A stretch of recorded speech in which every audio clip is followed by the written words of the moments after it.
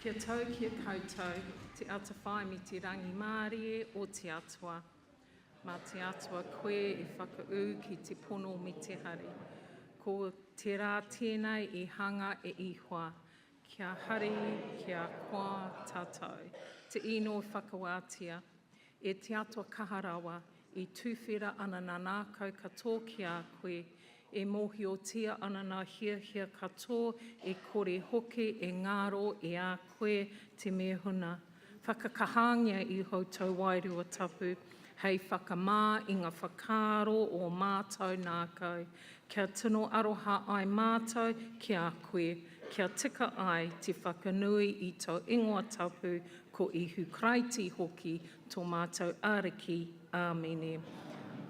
Ko a konei tātou i tō tātou ariki, ka ino i tātou.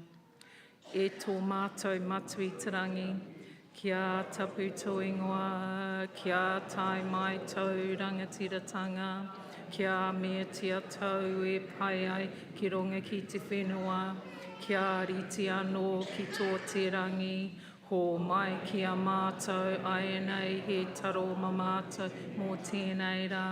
Muru o mātou hara, me mātou hoki e muri nei o te hunga e harana ki a mātou. Au hoki mātou e kauia ki e whakawaia, engari whakarongia mātou i te kino, nau hoki i te rangatiratanga, te kaha me te kroria, ake, āmene. E te atua, ko koe te taki o te rangi Māori e painga ana e koe te ata noho, mā te mōhio ki a koe ka ora tonu ai mātou, he tino mahi rangatira te mahi ki a koe.